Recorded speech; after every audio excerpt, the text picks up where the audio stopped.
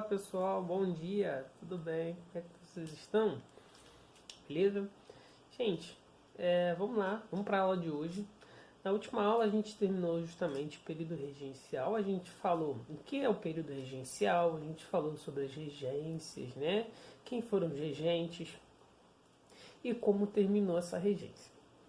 Agora a gente vai falar sobre um dos períodos também mais importantes dessa história. Na verdade, a gente ainda vai continuar em período regencial, porque hoje a gente vai falar sobre revoltas regenciais, beleza? Mas Hugo, o que é só revolta regencial? Primeira coisa, a gente tem que saber o que são revoltas, né? Esses conflitos que vão acabar ocorrendo, né? Isso que são revoltas. As pessoas vão se revoltar por algum motivo ou por alguma coisa, tudo bem?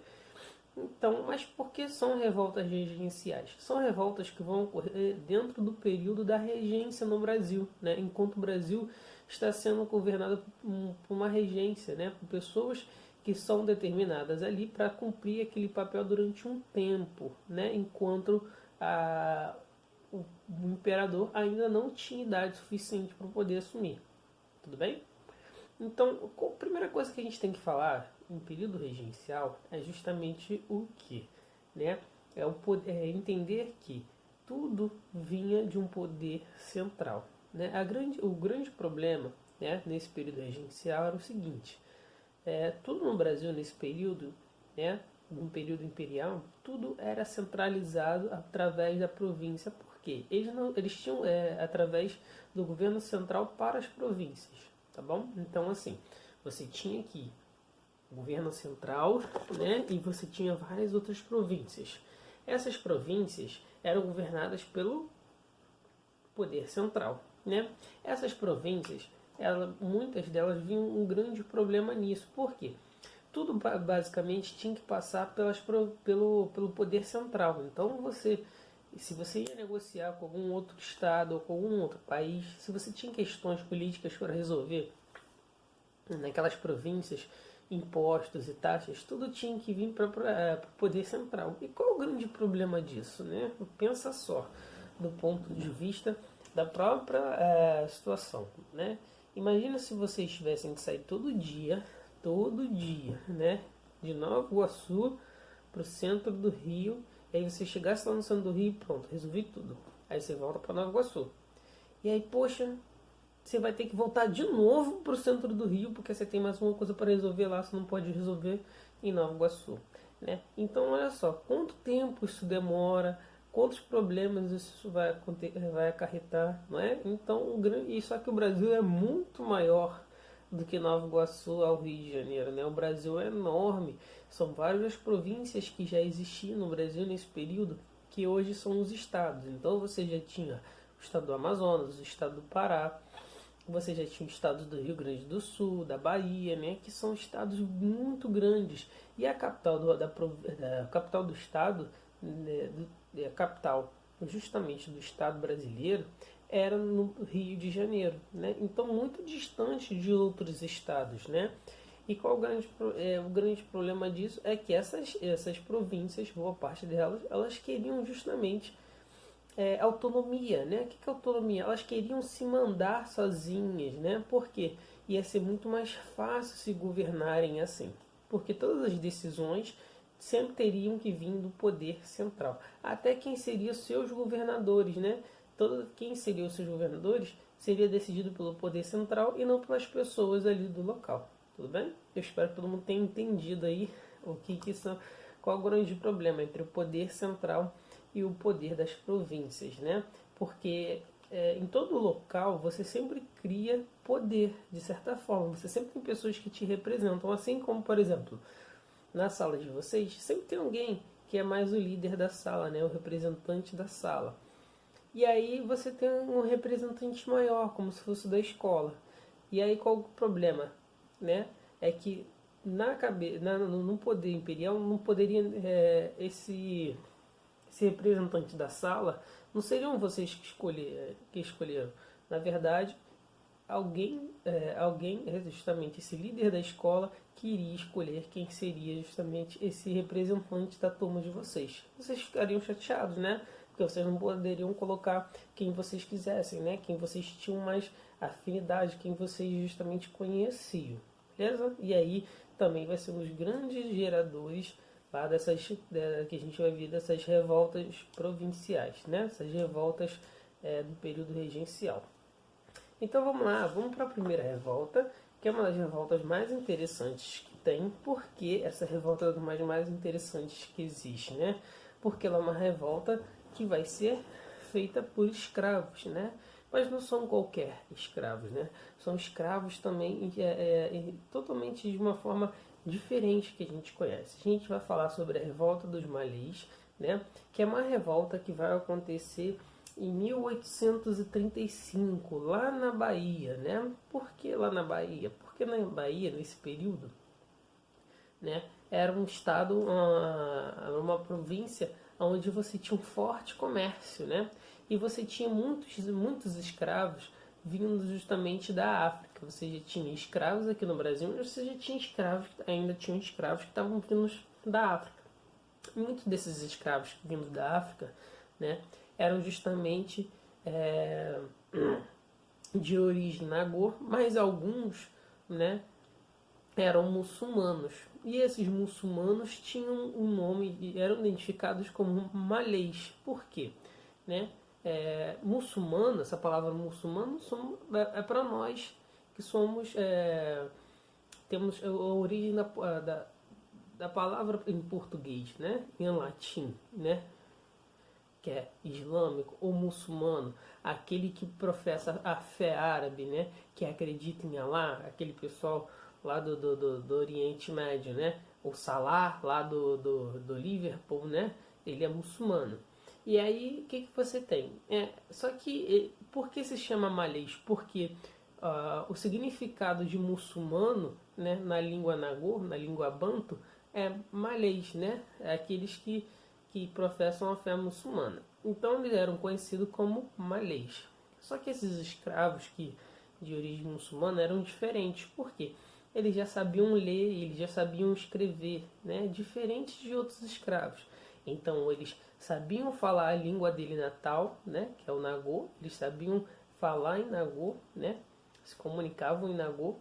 Porém, eles faziam as suas orações em árabe, né? Porque todo muçulmano deve fazer suas orações em árabe. E aí, qual é a grande questão? É que eles já sabiam ler, eles já sabiam escrever, registrar, né? E aí, quando você registra, você sabe aonde tudo vai. Então, muitos desses escravos muçulmanos, eles eram chamados de escravos de ganho, né? Que eram os escravos para comercializar, né? Comercializar as coisas dos seus senhores. Esses escravos de ganho eram, na verdade, como se fosse camelôs, né? Então, mas por eles serem camelôs, né, eles conseguiam justamente um pouco mais de liberdade. Essa liberdade deles também, eles começavam a ter contato com com outras pessoas, né, com outras culturas, e aí isso também começou a levar eles a algumas questões de questionamento, né? Por que eles eram assim também escravizados? Porque eles estavam ali naquela situação. Muitos dos seus senhores exploravam toda uma situação.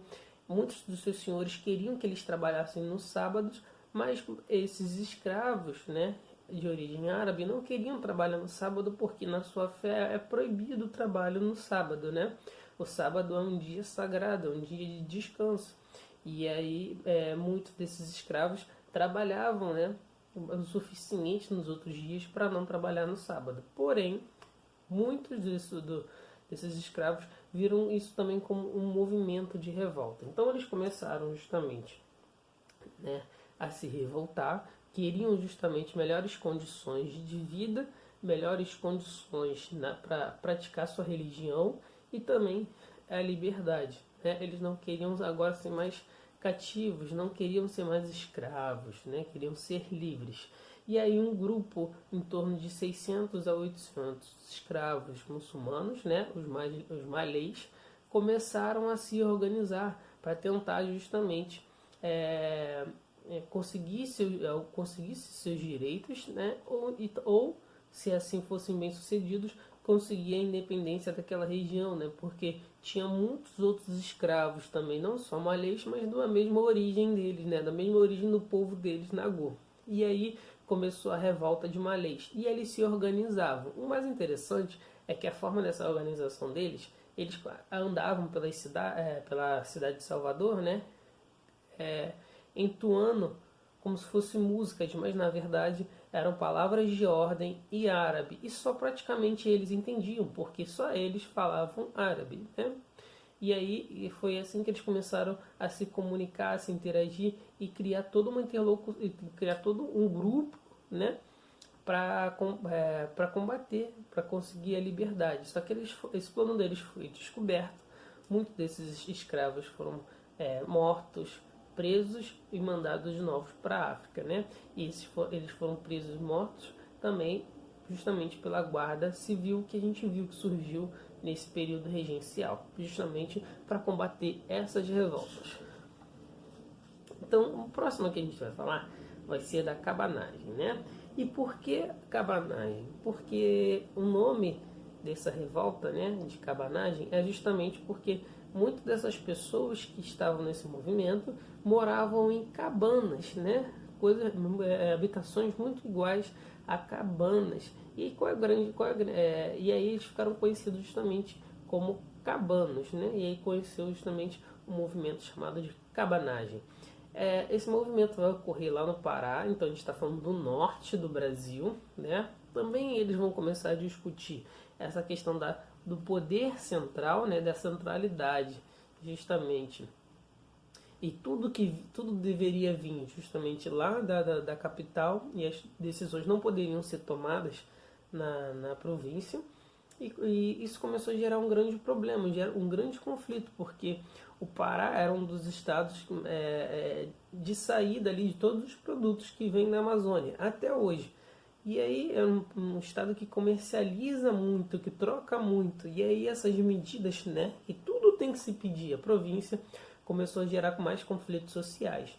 Não só com as elites locais, mas também com as pessoas mais pobres. Por quê? Né?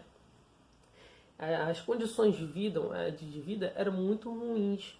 E aí justamente a coroa queria, né, controlar qualquer tipo de benefício. A coroa queria, não conseguia administrar muito bem essas províncias. Só que ela mesmo assim ainda perseguia quem quisesse administrar. E aí os cabanos começaram a se revoltar por melhores condições de vida. Mas quem eram esses cabanos, né? Esses cabanos, boa parte deles, eram feitos de pessoas brancas, pobres, né? De indígenas, de caboclos e de escravos, né? Então eles começaram a se revoltar para a gente ver o seguinte, que são as pessoas de classe mais pobre, né? Que conseguiram se revoltar. Né? E essa cabanagem vai começar em 1833 e vai até 1841, beleza? Então ela vai durar boa parte aí do período regencial e ela vai justamente brigar pelo fim da centralidade do poder, né? Desse poder no Brasil, porque eles queriam que dividisse também entre as províncias para que eles tivessem mais autonomia, né? Outra coisa também que tem que destacar, né, que vão ser um dos conflitos mais longos que vão ocorrer e que realmente uma população de pessoas pobres vão conseguir tomar esse poder, tá bom? Então olha só, eles vão tomar esse poder, vão lá, vão tomar o Pará e eles vão ficar um tempo, cerca de 12, 15 mil pessoas vão tomar essa província até eles serem justamente massacrados, né? Até eles entrarem em conflito de novo com a Guarda Civil e a Guarda Civil retomar o controle da província, beleza? Gente, para não alongar muito também, eu vou parar nessa próxima rebelião e na outra aula a gente continua.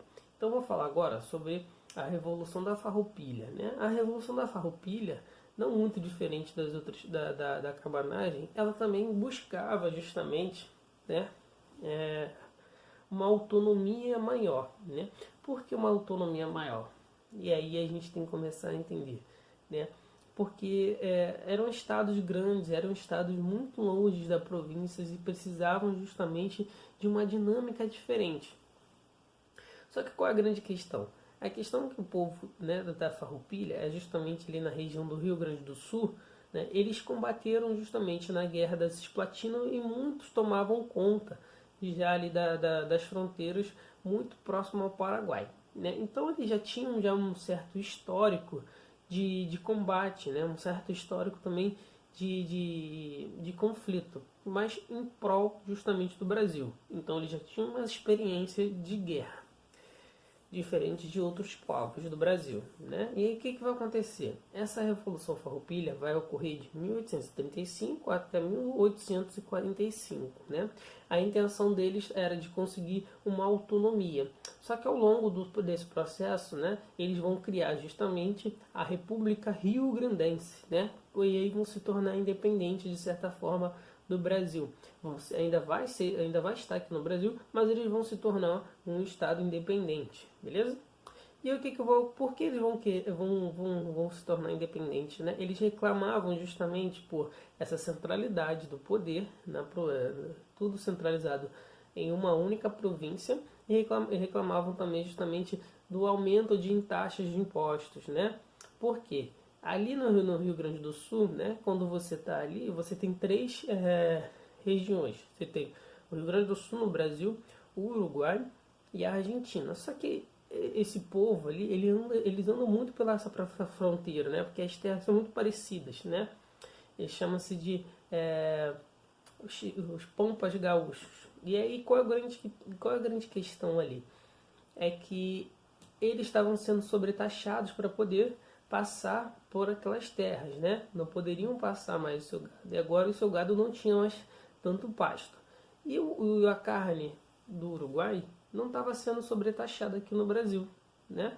Então vinha a carne barata do Uruguai para o Brasil. Só que você já tinha, né, muita carne aqui no Brasil, muito feito por esses gaúchos. E esses gaúchos começaram a combater essa questão, né? E vendo toda essa centralidade do poder, né, na mão dos regentes. E aí eles começaram justamente e deram início a essa República Rio. Eles começaram um conflito e deram início a República Rio-Grandense. Né? E quem deu esse conflito? Boa parte é feita justamente por pessoas de produtores, né, de carne. Boa parte desses produtores de carne são proprietários rurais. E aqui que a gente vai ter? Né, que ela vai se durar durante 10 anos e a gente vai ver que, diferente dos outros conflitos, ele não vai ser massacrado pela Guarda Civil, né, nem pelo Exército em si, porque ele vai passar já do período regencial, né, e aí vai ter já se criado o Exército. Né. A Revolução Farroupilha ela só vai acabar porque o Exército, né, comandado por Duque de Caxias, e que orienta Dom Pedro II é entrar em acordo com os gaúchos, né? Justamente para que eles retornem ao território brasileiro, retornem também para o pacto do imperador, beleza? E é assim que vai conseguir terminar. Então eles fazem um acordo, né? Retornam, sobretaxam de novo a carne no Uruguai e dá o poder de liberdade para que eles andem pelo gado ali pela fronteira, tá bom? E é assim que vai conseguir terminar a Revolução da Farroupilha, né? E a gente vai ver que ela é uma das mais diferentes das outras revoluções que vai ocorrer no período regencial. Então encerro essa aula por aqui, espero que se vocês tiverem alguma dúvida, vocês tirem e aí a gente se comunica depois melhor, beleza? E aí depois na próxima aula a gente continua as outras revoluções que vão ocorrer no Brasil nesse período. Tchau, tchau.